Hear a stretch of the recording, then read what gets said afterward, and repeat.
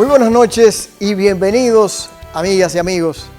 Qué bueno que nos acompañan una vez más en este encuentro con Jordi. Gracias porque han sido parte poco a poco de esta gran familia que se está formando. Para la noche de hoy tenemos a un santiaguero, a una persona muy querida por todos nosotros. En el ámbito ahora del deporte, del cronismo, del comentario en el ámbito deportivo. Específicamente, donde lo conocemos, en el béisbol. A propósito de que hace poco tuvimos la gran experiencia, después de un año tan difícil por el que hemos pasado en el 2020, con el triunfo de las Águilas Ibaeñas, representando a República Dominicana en Mazatlán, México. Ha sido como un regalo, un aliciente para todos los dominicanos y dominicanas que hemos atravesado, al igual que el mundo, por situaciones bien difíciles. En cierta manera, Dios nos ha pasado la mano con este gran logro y victoria. ¿Y en qué manera lo ha hecho nuestro equipo amarillo? Se ha vestido de gala. Y precisamente hemos logrado obtener que en Confesiones nuestro invitado de hoy nos hable de esto, de su vida y claro, de toda la pasión que supone el deporte. Kevin Cabral. Veamos.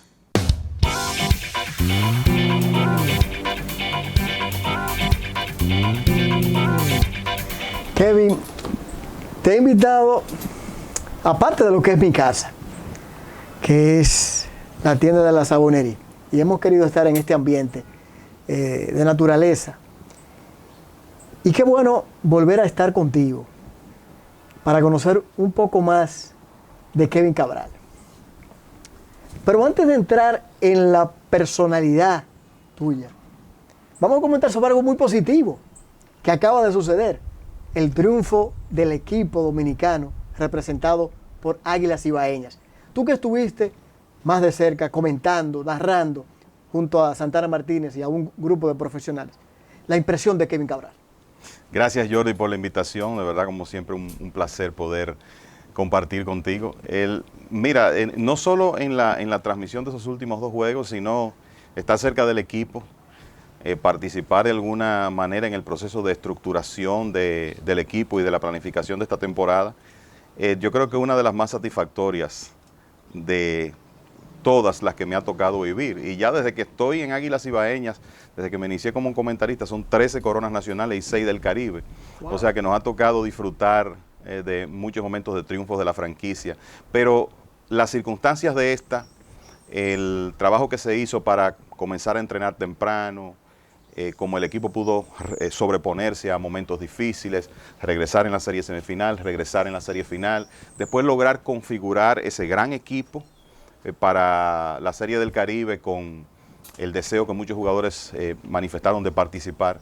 La realidad que es una muy bonita experiencia. Y estar en esos últimos partidos, sentir el deseo de la gente de que Santana y yo estuviéramos ahí transmitiendo esos partidos, la verdad que también pues nos hizo sentir muy bien y ser parte de la historia de esa manera, pues lo disfrutamos muchísimo. Yo particularmente debí ir a México.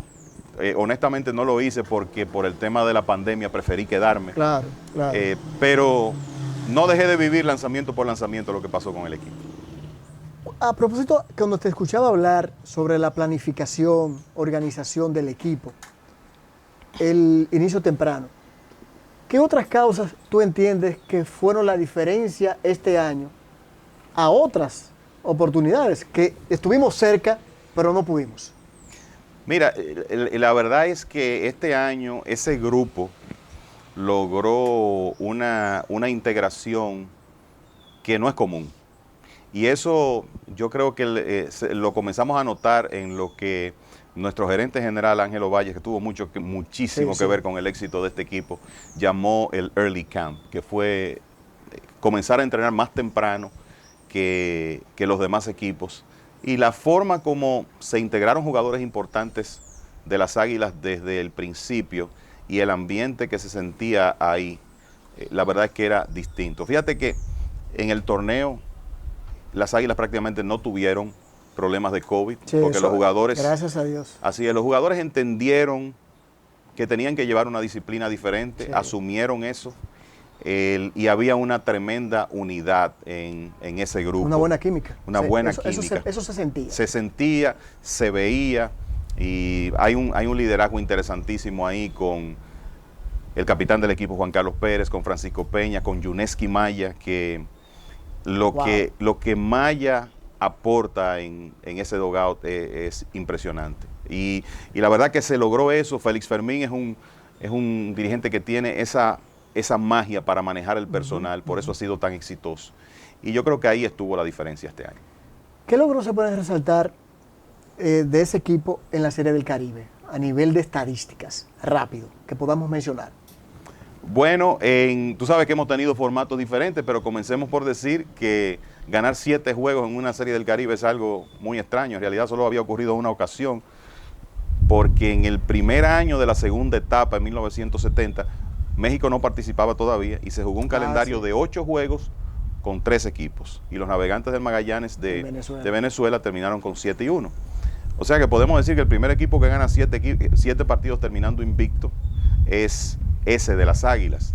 Y yo creo que lo otro es lo que hizo el picheo, 1.57 de promedio de carreras limpias colectivo, los abridores por debajo de 1. Realmente era una constelación de estrellas que estaba en el terreno, pero cuando tú pasas revista, el picheo fue la clave de esa victoria del equipo. Y mencionar también a nivel ya individual las estadísticas de Félix Fermín como manager, dirigente, dentro del ámbito de la Serie del Caribe.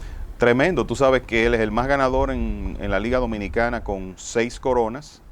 Wow, y 6 coronas. 6 coronas. Eso suena fácil, pero mira. Eso es como el récord de los 3 cuadrangulares de, caramba, en un mismo inning. Ahora se me fue el nombre. Fernando Tatis, los 2 cuadrangulares con las bases llenas. Sí, yo creo que eso va a ser. Todos los récords se rompen. Todos los récords se rompen.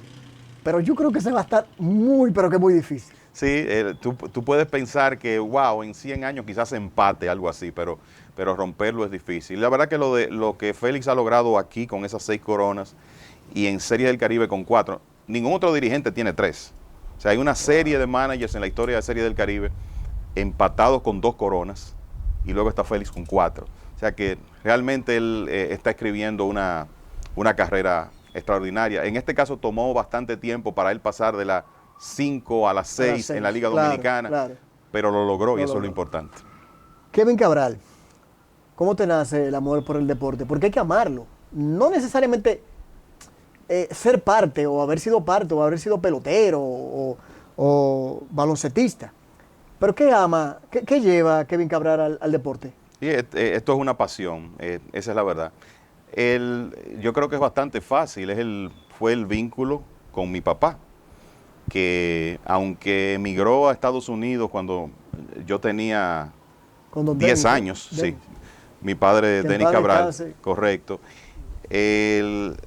hubo un periodo antes de él marcharse a Estados Unidos en el que yo pude tener esa vivencia de estar en una cabina de transmisión con él, ir a una emisora de radio con él, y obviamente ahí nació la curiosidad por el béisbol, el deseo de...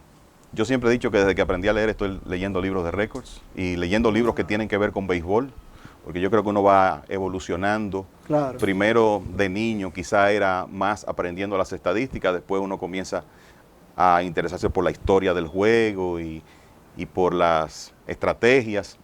Pero en realidad la causa raíz de esta pasión tiene mucho que ver con el hecho de que mi papá hacía lo mismo, yo pude vivirlo de cerca con él, y no fue un asunto forzado, no fue algo que él buscó, sencillamente eso nació en mí, y la verdad que es algo que me ha acompañado durante toda mi vida. Yo te escucho y yo me enervo, me recuerdo, porque...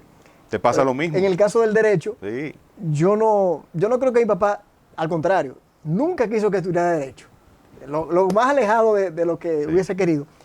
Sin embargo, verlo, no en estrado porque yo a los menores no lo dejan, no lo permiten, pero en esas peñas, en esas reuniones, en mi hogar, hablar entre abogados, escuchaba a veces cuando podía, y también los periódicos. Yo Exacto. desde pequeño tengo un periódico, una revista, Microscopio en esa época, que era, en este caso, la principal figura Orlando Martínez. O sea, yo me involucré de alguna Exacto. manera en eso y te entiendo perfectamente. Sí. ¿No fue difícil en esos pocos años que pudiste trabajar con tu padre? ¿Tu padre era un temperamento que era fácil de llevar o él realmente no era tan fácil aprender junto con él?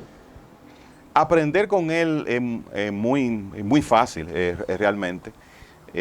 Mi papá era una persona muy conversadora, tenía unos conocimientos amplísimos del béisbol y es fácil cuando en tu casa tú tienes las respuestas de muchas preguntas y además tienes el material para Claro. satisfacer la curiosidad.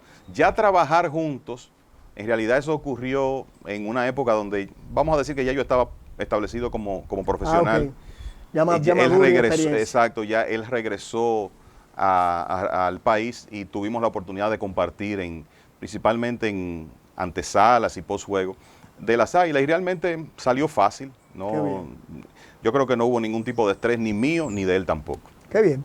Como no tenemos estrés y estamos tranquilos, vamos a una pausa. Perfecto. Y seguimos conversando sobre tu vida y en el aspecto profesional.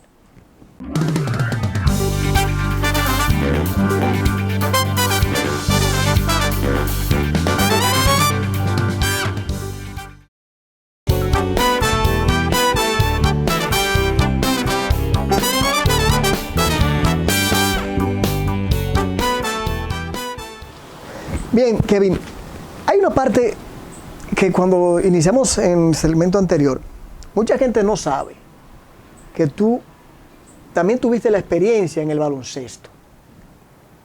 ¿Qué pasó que Kevin no se dirigió hacia el baloncesto y se tomó hacia el béisbol?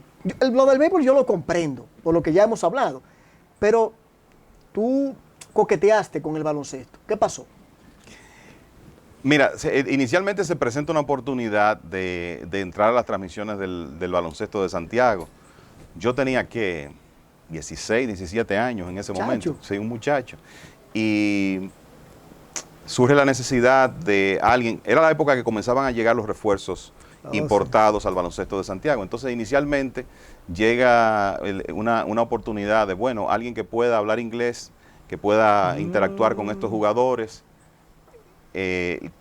Y por ahí comienzo en el baloncesto, en la transmisión de Johnny Naranjo, que él fue una persona muy importante en mis inicios, realmente por las oportunidades que me dio, las puertas que me abrió. Y después de ahí, ciertamente comencé a comentar en el baloncesto de Santiago, lo hice por unos años, pero ahí se dieron una serie de situaciones. Lo primero es que mi pasión es el béisbol. En realidad... Tú tuviste eso como una oportunidad, lo del baloncesto. Y me gustaba y me gusta. Pero me gradúo de la universidad, comienzo a trabajar, me caso, ya tengo una familia. Entonces llegó el momento en que tuve que escoger, bueno, ¿con qué me quedo? Porque tengo un trabajo a tiempo completo, el béisbol... Porque tú eres ingeniero. Correcto.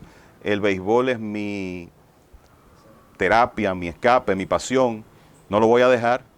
Entonces, lamentablemente, lo que se sacrificó en ese momento fue el baloncesto. Me sigue gustando, lo sigo, pero mi seguimiento a otros deportes siempre está condicionado a la época, porque si hay grandes ligas o hay béisbol dominicano, obviamente mi atención va a estar principalmente ahí. El tiempo libre va a estar ahí porque eso es lo que más disfruto. Tú has estado conjuntamente con muchos cronistas deportivos, con muchos comentaristas, Santana Martínez, Papi Pimentel, Mendy López, a nivel internacional Ernesto Jerez, nuestro Ernesto Jerez también. ¿Con quién? No voy a decir que con quién te has sentido, no te voy a poner ese compromiso porque sé que son tus compañeros, Luigi Sánchez. ¿Con quién de principio, cuando iniciaste, caramba, quizás te sentiste un poquito con presión, frente a una figura como el que mencionaste, como Freddy Naranjo, pero dentro del equipo de las Águilas y aquí en Santiago? ¿Con cuál sería? Mira, cuando yo comencé con las Águilas, 1986, 18 años, mi primera temporada me toca hacer televisión con Johnny. Estamos hablando de una época en que yo tenía una relación muy cercana con Johnny. Él me decía mi hijo. En realidad teníamos una relación que venía de la relación de él con mi papá desde mi niñez. Entonces éramos muy cercanos, pero realmente tener que compartir cabina de transmisión haciendo mi debut con una persona que ha sido tan importante en los medios, no te niego que creó cierto estrés. Lo que pasa es que Johnny tenía un temperamento y una forma que te hace sentir cómodo muy rápido. En una oportunidad en una serie del Caribe, relativamente todavía comenzando mi carrera, me tocó compartir, me parece que fue como un prejuego con don Tomás Troncoso. También fue, sí. Te puedo decir que en ese momento, cuando tú te das cuenta de a quién tienes enfrente, una persona que te has pasado la vida escuchando, que disfrutas tanto, pues de alguna manera se crea una presión. Ya vamos a decir, juntarme con Mendy fue muy fácil por la forma de él ser, y yo creo que tenemos una química que nos sentimos muy bien, nos sentimos muy cómodos trabajando juntos, y compartir cabina, por ejemplo, con Santana, ya es un asunto relativamente reciente, sí. Vamos a decir que es relativamente reciente. Entonces ya uno tenía una trayectoria y una experiencia, tanto él como yo, que hizo las cosas fáciles. Y la verdad que me ha tocado, como tú dices, la suerte de compartir con lo mejor profesionalmente del país, con el asunto de las transmisiones de Grandes Ligas desde Santo Domingo, y con Ernesto en ESPN, que es mi amigo de infancia. Y son cosas son experiencias que uno atesora y que siempre, son cosas que te quedan y que siempre recuerdas. ¿Qué ha pasado que Kevin no se ha ido del país, como pasó con Ernesto Jerez, que ha desechado quizás ofertas que le han ofrecido? Mira, más que nada, Jordi, el hecho de que yo siento que hasta cierto punto, para tú buscar horizontes fuera del país, depende de en qué etapa esté tu vida, vamos a decirlo de esa manera. Sí, es cierto. Ernesto se fue a Estados Unidos a hacer una especialidad y siendo muy joven llegó esa oportunidad que él ha aprovechado, claro, con creces. En mi caso, esas oportunidades llegaron ya en un momento que yo tenía un trabajo establecido, una familia aquí, y por una serie de razones se me hacía difícil romper con todo eso, claro, y marcharme.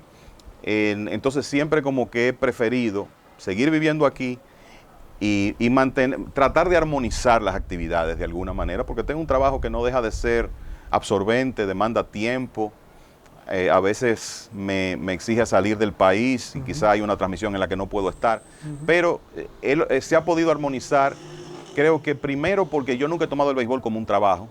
Para mí, en realidad, ir a transmitir un juego es una diversión, es un escape, y porque he tenido jefes muy comprensivos en el béisbol, claro, que han entendido que hay momentos quizá que no puedo estar. Ya hablamos de tu padre, Denis. Si te voy mencionando algunos nombres, tú me vas diciendo rápidamente qué producen en ti. Si por ejemplo te menciono el caso de Cruz Milagro. Doña Cruz, ¿no? Esa es mi mamá, imagínate, mi mentora, mi guía, mi todo.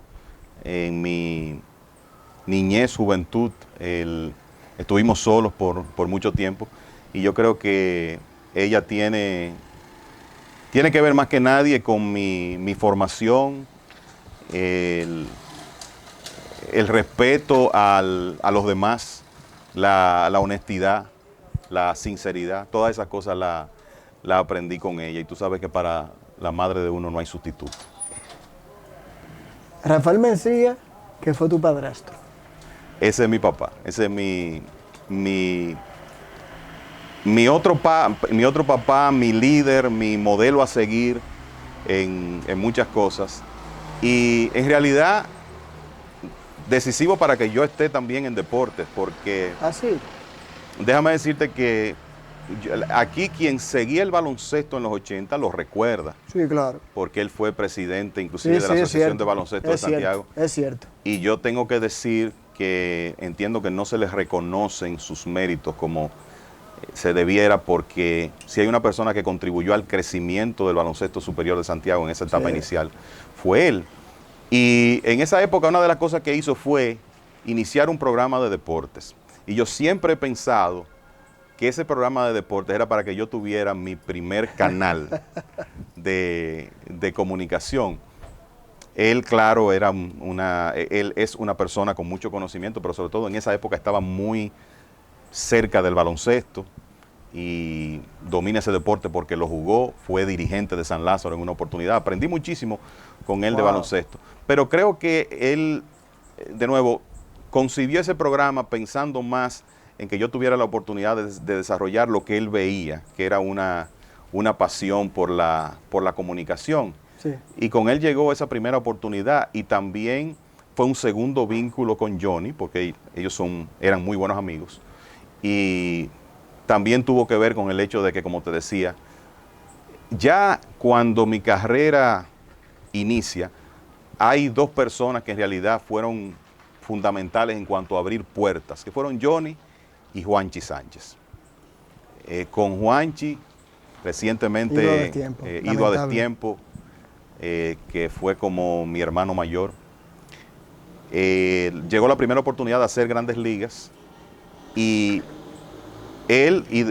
mi entrada a las Águilas con 18 años tengo que agradecérsela a don Tito Hernández y a él. Ah, don Tito. Sí, que fueron quienes tuvieron la disposición de abrir esa oportunidad. Entonces, sí, Rafael Mencía me abrió esa primera oportunidad, pero en realidad su contribución, vamos a decir, conmigo, es más que nada con mi formación como ser humano y como hombre de bien, porque siempre ha sido mi modelo a seguir. Y lo hizo bien. Vámonos a ir a una pausa y seguimos ahí en esa parte del ámbito muy cercano a ti. Ya volvemos.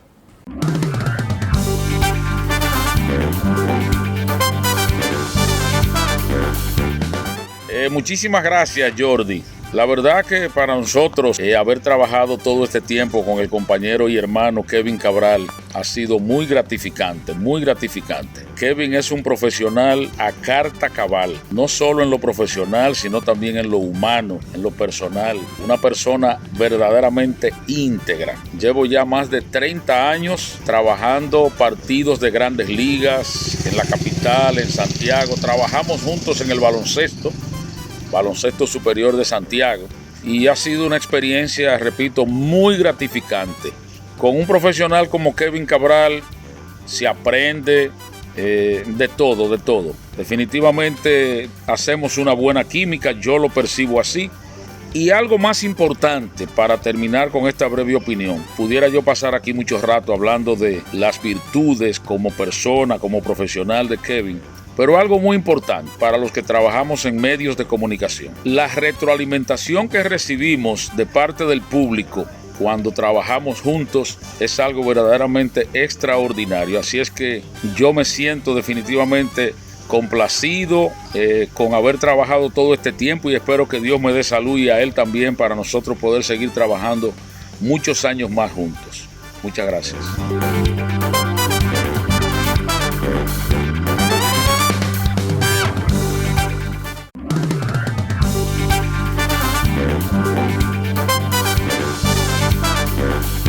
Hola, soy Melina. Hola, soy Anet. Papi para nosotros es nuestro ejemplo a seguir y estamos muy orgullosas de todo lo que él ha logrado en su carrera. Gracias a él ha nacido en nosotros una pasión por el deporte y es por eso también que logré ser madrina campeona de las Águilas en el 2018 y no pude haberlo logrado sin él. Nos encanta ver todos los deportes junto a él, desde el béisbol hasta el fútbol, y no podemos esperar a ver qué más él logra en su carrera. Kevin, nos quedamos en la parte más cercana tuya. Y no fue aviesamente. Agné, Melina. Mis dos hijas, que, bueno, yo creo que todo el que tiene hijos sabe que cuando llegan la vida cambia. Y Annette y Meli son la razón de uno tratar de ser mejor cada vez y de darle el mejor ejemplo posible. Son la luz de mis ojos. Y a veces yo miro hacia atrás y me pregunto, caramba, ¿cómo era que yo vivía antes de que ellas estuvieran? Porque uno crea, yo particularmente creo que no estoy diciendo nada extraño, tengo un vínculo muy, muy fuerte con mis hijas. Lo que hago me gusta hacerlo con ellas, en función de ellas. Claro.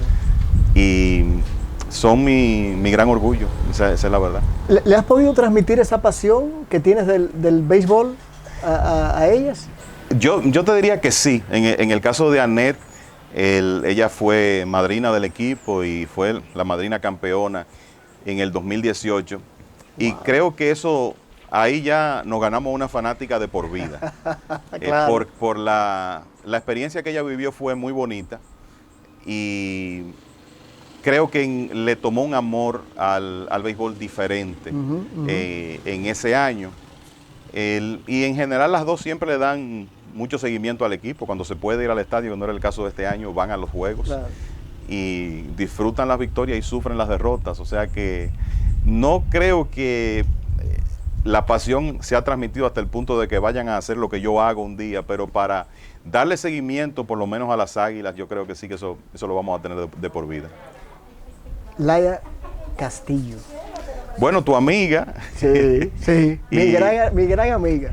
Y mi compañera de toda la vida. Imagínate, Laia y yo estamos juntos desde la época en que estábamos en el colegio. Desde que tú y yo nos veíamos en la Salle hace unos añitos. Sí, mejor no lo digas. Mejor ni decirlo. Y ha sido un regalo de Dios como compañera. La verdad hemos podido hacer una muy buena relación de mucho tiempo, con los frutos de las dos niñas. Y siempre le digo a ella que le pido al Todopoderoso salud para ella, porque como en cualquier hogar, en realidad la mujer es el eje del éxito de un hogar. Y en mi casa definitivamente es así. Qué bien. Kevin, tú has recibido muchos galardones, muchos premios, muchos reconocimientos, porque eres un gran profesional. Alguien me decía que le comenté que iba a tener un encuentro contigo, y me dijo, para mí es uno de los mejores que hay en el país. Esa es su consideración de esa persona. Ajá. Y yo lo secundo. ¿Cuál ha sido, o uno de ellos, de gran satisfacción para ti, haberlos recibido? Mira, sin denostar que todo premio que llega es un mérito al esfuerzo. Claro, hace unos años recibí el galardón de hijo meritorio de Santiago, del ayuntamiento, la sala capitular. Para mí esa es una distinción de muchísimo significado, porque soy un santiaguero de corazón. Una de las cosas que siempre he tratado es de representar a mi ciudad de la mejor manera posible y decir que esta es mi casa y que yo soy de aquí, que mi corazón está aquí. Entonces, para mí esa es una distinción muy especial, realmente. Y ya en la comunicación, además de los premios que he recibido aquí en Santiago, sí, en el 2016. Sí, han sido varios realmente de la ACDS. Que para mí todos son importantes.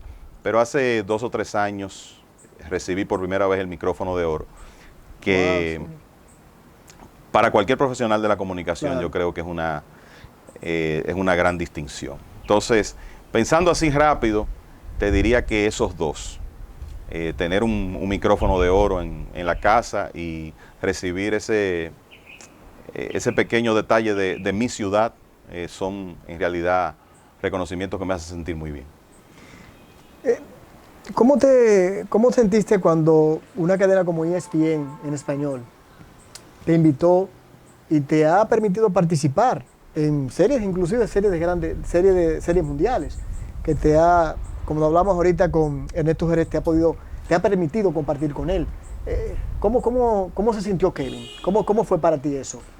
Una gran satisfacción y al mismo tiempo un gran reto.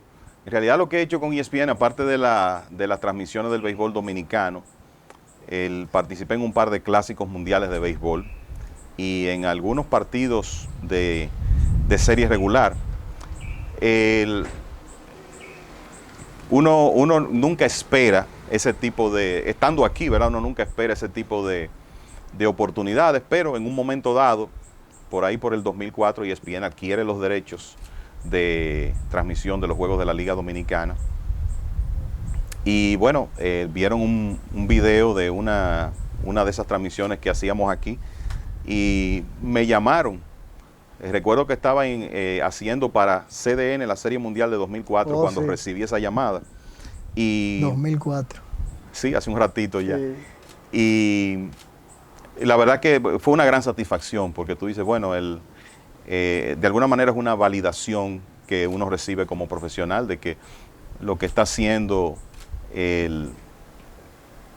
personas de tanto conocimiento lo ven como positivo y como una persona que puede quizá agregarle valor a una transmisión. Y después de eso fue en realidad una experiencia de mucho aprendizaje porque tú aprendes a trabajar de otra manera cuando ya lo haces con productores del nivel de ESPN. La preparación es diferente, la información que te ponen en la mano es mucha. Aquí estamos acostumbrados uno mismo a prepararse. Y no es que uno lo deje de hacer ahí, pero de alguna manera te ayudan. Entonces fue una experiencia que yo creo que me permitió crecer mucho como profesional, limar asperezas, porque te hacen observaciones a veces de cosas que quizá uno no se da cuenta en el día a día, pero después tú escuchas una grabación y dices, sí, es verdad, esto es algo que uno puede mejorar. Entonces, creo que me ayudó mucho profesionalmente durante esos años y de alguna manera creo que en realidad se llevó el béisbol dominicano a un nivel interesante, sí. a nivel internacional. Pena que ese proyecto no continuó, pero durante ese tiempo creo que la incidencia que tuvo en otros mercados el béisbol dominicano fue muy interesante y de alguna manera fuimos parte de eso. Qué bien. Kevin, uno a veces piensa a nivel profesional, ¿qué consejo se le puede dar a aquellos que nos están viendo, que están comenzando ahora en la misma labor que tú has hecho por tanto tiempo? ¿Cuál sería el mejor consejo? ¿Qué sugerencia de la experiencia que has obtenido durante todos estos años puede brindar Kevin Cabral a quien nos está escuchando? Tú sabes que a veces me detienen jóvenes que o ya se han iniciado o tienen el interés de hacerlo. Y de las cosas que le digo, lo primero es aprender a comunicar. Aprender a comunicar de la manera correcta. Tú puedes tener todos los conocimientos posibles, pero si no te ocupas de tener buena dicción, de tener un vocabulario amplio, la realidad es que no vas a poder compartir esos conocimientos como quieres. Y aparte de eso, yo creo que el secreto de mi carrera es la lectura. El tema es que yo nunca he leído una página de béisbol que lo haya hecho por obligación. Y eso me ayuda. Claro. Porque de alguna manera, yo siempre he dicho que mi carrera, mis estudios para ser comentarista comenzaron cuando yo tenía 5 o 6 años. Porque a esa edad comencé a leer de béisbol. Wow. Y la lectura a mí me ha permitido ampliar los conocimientos, el tener un vocabulario adecuado para lo que hago, perfeccionar mi inglés, que si tú vas a trabajar en deportes, el inglés es sumamente importante porque ¿qué es lo que consumimos aquí aparte del béisbol? Claro. Bueno, es las grandes ligas, la NBA, el fútbol europeo ahora, claro. Y la mayor parte de la información tú la vas a conseguir en ese idioma. Si quieres cultivarte y quieres qué sé yo, leer un libro de esos que he leído de béisbol durante mi carrera que me han marcado, necesitas el segundo idioma. Ya hoy en día es mucho más normal que un joven tenga ese segundo idioma, no era tan frecuente quizá en la época en que yo me inicié. Entonces creo que eso es importante. Hoy en día hay una fuente de información amplísima. Sí. Está más al alcance. Está más al alcance. Hoy en día uno como profesional tiene que ser más cuidadoso que nunca de prepararse, porque si no te preparas hay mucha gente que conoce el juego, que tiene información, y si no vas preparado te vas a delatar muy rápido. Pero creo que trabajar la parte de comunicar bien y de leer y en realidad crear un nivel de conocimiento es muy importante. No quiero terminar, hacerlo lo más breve posible. Dos cosas. ¿Cuál ha sido, de tantos, uno o dos partidos que Kevin se haya emocionado? Que haya puesto a Kevin, a veces que lo profesional se ha supeditado a la emoción de lo que ha vivido. Esa es una cosa. Y un jugador nativo, a quien Kevin le haya impactado, y uno de Grandes Ligas también, que puede ser dominicano también, pero que haya impactado en Grandes Ligas a Kevin. Comenzando por lo último, Miguel Diloné. En realidad, cuando nosotros estábamos en nuestra niñez, Gelo estaba en su momento. Sí. Y yo te diría que ningún jugador contribuyó más a aumentar esa pasión por el béisbol en mí que Gelo Diloné. Siempre se lo digo cuando tengo la oportunidad de conversar con él, porque nos hemos hecho buenos amigos. Y para mí él, en realidad, lo que veía, lo que él creaba en el juego, con su velocidad y su estilo de jugar el béisbol. Él cambió el béisbol. Él cambió el béisbol dominicano, lo hizo un deporte multitudinario, tuvo mucho que ver con la creación de esa rivalidad Licey-Águilas, que como sabemos es lo más importante del béisbol dominicano. Eso que dicen de que el béisbol dominicano tiene que dividirse en dos etapas, antes y después de Gelo, es cierto, es cierto. Y ese es el jugador que más influencia ha tenido en mí, y que yo puedo decir que en el béisbol dominicano fue mi ídolo, en una época en que yo era fanático. ¿En Grandes Ligas? En Grandes Ligas, principalmente Kid Hernández, que no es un jugador superestrella, ni siquiera Salón de la Fama, pero era un jugador importante de un equipo que yo seguía mucho. Sí, de esos Mets de mediados de los 80. Sí. Y me encantaba su forma de jugar, la defensa que tenía en primera base, los batazos oportunos. Y sin ser receptor, dirigía el juego. Así es, así mismo es. Y como te digo, sin ser un jugador Salón de la Fama, creo que es el que más me ha atraído. Y después, más reciente, yo siempre he dicho que el bateador que pagaría para ver es a Manny Ramírez. Wow. Es, el don.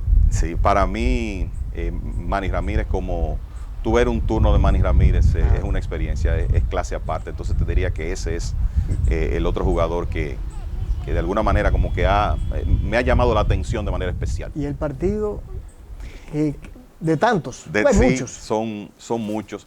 Mira, el fly de sacrificio de Tony Peña, aquel juego de 1998. Yo me acuerdo de ese. Siendo jugador y manager. Sí, que no quería batear, que los compañeros prácticamente lo obligaron. Ese momento, el dramatismo de ese momento fue tremendo. Es algo que no olvido.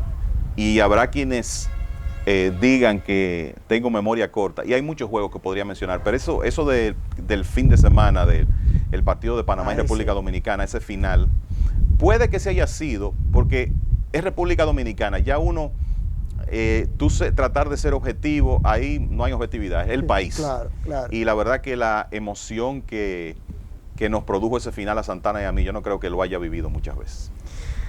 Bueno, la emoción para mí ha sido conversar contigo. Gracias. Recordar, recrear, en un deporte que también me apasiona. Y agradecer el tiempo para una persona que es muy ocupada, con una profesión como ingeniero, dirigiendo ya una fábrica. Y agradecerte nuevamente que siempre que hemos acudido a ti, has dicho que sí. No, para mí es un placer, tú sabes que te aprecio muchísimo. Jordi y yo, para los que no lo saben, nos conocemos por el colegio desde que éramos niños. Hace mucho. Y es siempre un placer compartir contigo y muchos saludos para toda la familia. Mucha admiración para tu trabajo, para ti como persona que has sabido mantenerte incólume por el camino correcto y el gran trabajo que hicieron Doña Cruz, Mencía y Denis. De verdad que sí. Muchas gracias y eso es mutuo y te lo digo es recíproco, te lo digo con toda sinceridad. En tu caso siento lo mismo, mucha admiración por ti como profesional, por lo que haces como profesional del derecho, en la comunicación, así que para mí es un honor poder compartir contigo. Gracias.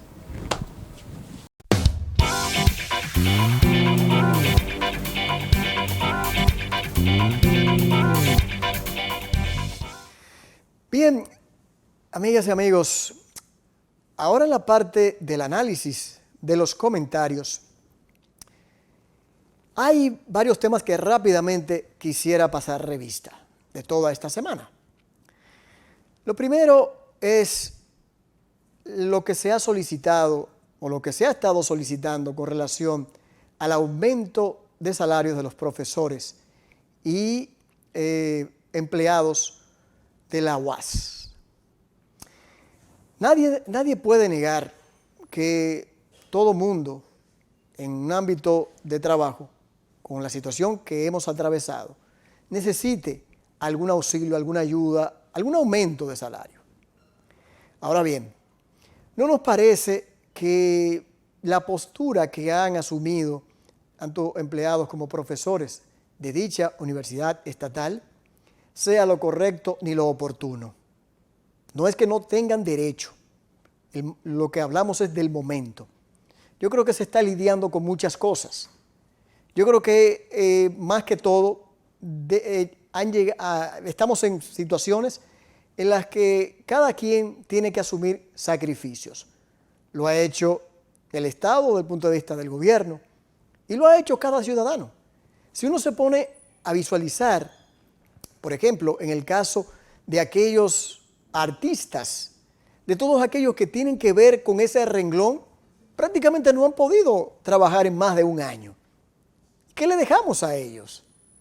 Y aquellas también personas que solamente han dependido o han tenido a la mano los programas sociales, como fase 1, que solamente dependen, no quizás del sueldo completo, porque todo depende en fase 1 de si el empleador desea pagar el otro 30%, porque ya fase 2 pues terminó al inicio de este año. Entonces, hay que ser un poquito sensato, y eso es un llamado que hacemos a los profesores y también empleados de la Universidad Autónoma de Santo Domingo. Yo creo que ahora las circunstancias no están dadas para ese reclamo y una exigencia también demasiado agreste, de protesta en cierta manera, aunque pacífica, pero de dejar de ofrecer las clases. ¿Quiénes se afectarían? Evidentemente los estudiantes. Siempre la soga cortando o por la parte más débil o afectándose la parte más débil. Sería bueno que eso fuera ponderado. Ya está bueno que aquellos estudiantes, que son la gran mayoría del pueblo dominicano, que están dentro de esta universidad, tengan de alguna manera que no seguir pensando que la UAS se siga manejando como en el pasado, ni siquiera pasado lejano, reciente todavía. Tiene que haber una seguridad, una garantía para todos ellos. Y yo creo que esto en nada ayuda de que pueda hablarse de paralizaciones y también de aumentos de salarios y más de un 40% como se ha establecido. Ojalá puedan llegar a un convenio, a un acuerdo y olviden la posición en la que han estado asumiendo. En otro tema, no quisiera dejar pasar que precisamente en este fin de semana se han dado las elecciones internas a nivel del Comité Central del Partido de la Liberación Dominicana. Lo que se espera es que se aprenda, en este caso de esta parcela política, de los errores cometidos en el pasado. Y qué mejor manera que comenzar a tener una visión distinta, de aprovechar que a ese comité central vaya sangre nueva. Pero no solamente porque sean jóvenes, sino gente con la capacidad, con la responsabilidad, con el compromiso real de lo que tienen y de lo que los hierros que se han cometido en el pasado reciente y también lejano. Creo que es una buena oportunidad para darle otro matiz, otra visión muy distinta a la que hoy tiene el pueblo dominicano frente a las ejecutorias del Partido de la Liberación Dominicana. Pasando a otro aspecto, señores, hay que buscar la manera, en el caso de la exigencia que ha estado haciendo durante mucho tiempo el diputado reformista Pedro Botello. Yo creo que todo el mundo está conteste que la manera de protestar de manera violenta, agresiva, nada ha conseguido en este país. O por lo menos hemos visto que de manera pacífica son muchos los logros que se han obtenido. El 4%, muchas otras conquistas como la Marcha Verde. Están ahí.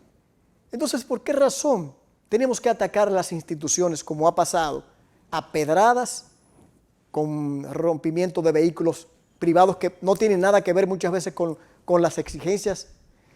Hablando de un 30% de la pensión de los trabajadores, sabiendo, bueno sería que se orientara, que ese dinero de las AFP no están en una cuenta que se pueda ir a sacar a un banco de manera automática.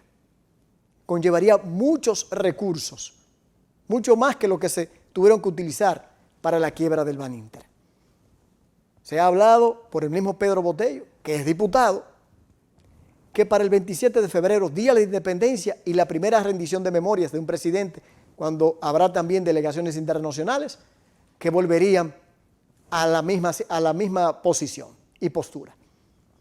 Tiene que hacerse recapacitar, tiene que hacerse entender que lo más importante es el respeto a la autoridad y a la institucionalidad. Y más este señor que pertenece al propio Congreso. Mal haría en conllevar la violación a ese precisamente lugar y el día en el que se ha escogido para ello. Ya se han visto en 2 ocasiones situaciones muy, muy peligrosas. Ahí diría uno, si fuera cuestión del pasado, que se estaría buscando un muerto. La situación grave de que tenga que ocurrir algo para decir entonces que se ha estado respondiendo de manera indebida. Cuidado con eso. Creo que debe llamarse a la prudencia a este diputado para evitar que las huestes que está dirigiendo sean, guardando la distancia, algo parecido a lo que vimos hace poco en el Capitolio en Estados Unidos. Y finalmente, quisiera también que se tenga el cuidado en la manera en la que se ha estado manejando el aspecto de la fuerza policial frente a médicos y a la ciudadanía. No hay necesidad de utilizar el arma para matar a alguien que de alguna manera no ha obtemperado al llamado del toque de queda. Lo principal es la vida, pero no en la manera en la que se está respondiendo. Cuidado con eso, porque lo que se está tratando es de que se controle el confinamiento y también la aglomeración de personas. Pero eso no puede conllevar el uso de armas que puedan llevar a cabo la muerte de ciudadanos. Bueno, señores, hemos llegado a la parte final de nuestro espacio por este domingo, esperando que lo que hemos expuesto en toda la noche de hoy haya sido de su agrado. Síganos en cada una de las redes sociales que exponemos, así como en nuestro correo, escríbanos, dennos su opinión y también importantes temas que quizás estén sucediendo en su localidad. Gracias nueva vez. esperando que el próximo domingo estén aquí, en el canal 29, a través de Encuentro con Jordi, en una nueva cita. Así que los esperamos la semana que viene. Buenas noches.